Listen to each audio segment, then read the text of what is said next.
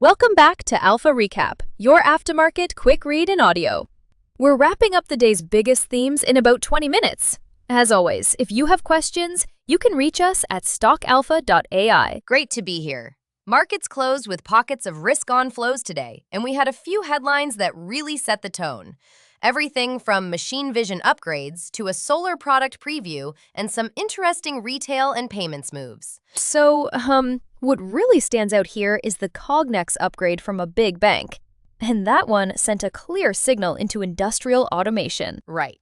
Analysts at that bank raised their price target on Cognex to $75, calling out accelerating AI-driven demand for machine vision systems. Machine vision, in plain English, is basically cameras plus smart software that lets factories see and decide. When AI adoption ramps up, those systems get ordered because companies want automated inspection, robotics guidance, and faster throughput. Exactly. And that translates into real orders for sensors, optics, and embedded systems. So it's not just a software story. It ripples into semiconductors and precision manufacturing. Right. And the other thing is, a name like Cognex getting an upgrade often precedes procurement cycles. Analysts note these upgrades can be a market-moving signal that people are about to buy hardware. We also saw a biotech pairing on the AI front. Insilico Medicine announced a collaboration with the new Human Longevity Unit to co-develop a foundation model for longevity science. That one's more of a long-horizon play. Foundation models in drug discovery are aimed at creating platform-level value. Think licensing, data services, and compute, rather than immediate product revenue. I mean, when you step back and look at this, it illustrates the breadth of AI. Near-term hardware demand on one side and long-term platform R&D on the other. Exactly. So you need to separate near-term revenue beneficiaries, like machine vision hardware makers and their suppliers, from long-term platform bets in bio-AI, where commercialization can take years. Moving on to clean energy. Dinto Solar previewed next-generation one-third cut vertical HJT modules at Intersolar Europe ahead of the June show. HJT stands for heterojunction technology, and one-third cut refers to the cell layout.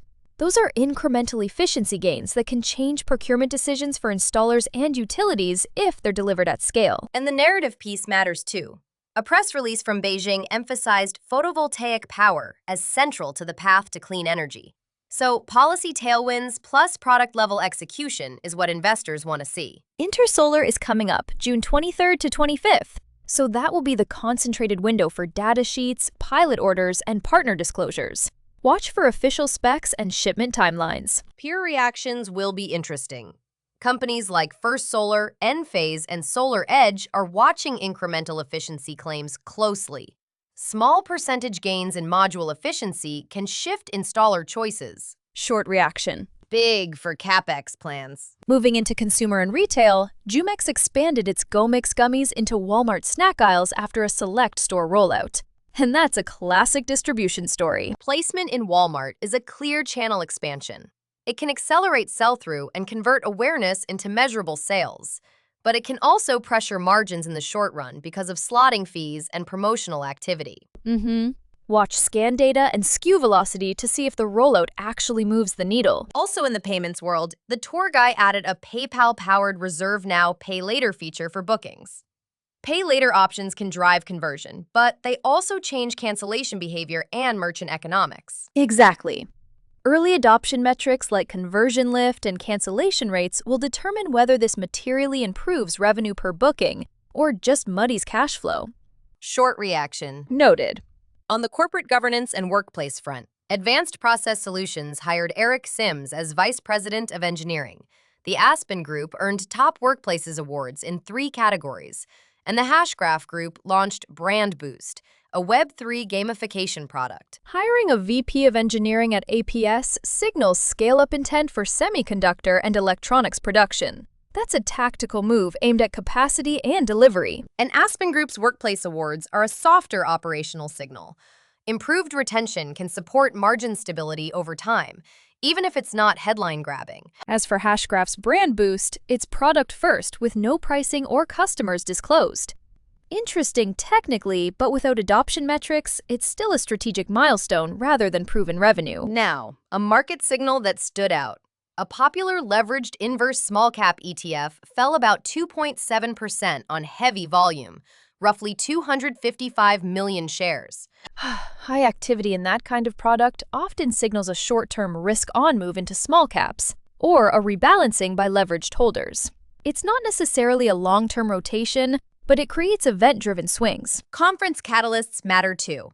Executives from PNC are slated to speak at the Morgan Stanley U.S. Financials Investor Conference, and management commentary there could move sentiment across the bank group. And putting those two signals together, bullish analyst upgrades on names like Cognex and the inverse ETF move suggests pockets of higher risk appetite in the market today. Honestly, I was a bit surprised by the volume in the inverse product.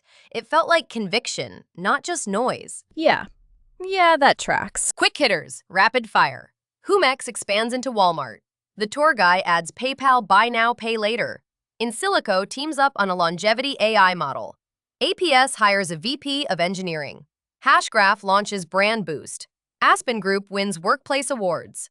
Dinto previews HJT modules ahead of Intersolar. And that leveraged inverse small cap ETF fell about 2.7% on heavy volume. Got it. Analysts will be watching a few things tomorrow. Any follow-up on the Cognex upgrade, including commentary on order books and AI-related revenue mix, adoption metrics from the tour guy's PayPal integration, Walmart's scan data from Jumex's rollout, teasers or partner announcements pre-Intersolar, whether the heavy volume in that inverse ETF persists, and any slides or Q&A from PNC at the Morgan Stanley conference. Quick reactions. Right. On takeaways. 1. AI continues to bleed into hardware and life sciences, but timeline matters. Some names will show near-term revenue, others are multi-year platform plays. 2. Product rollouts at trade shows still matter. Investors want data sheets and pilots, not just press releases. 3.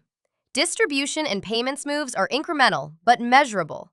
Scan and adoption metrics will tell the story. And 4.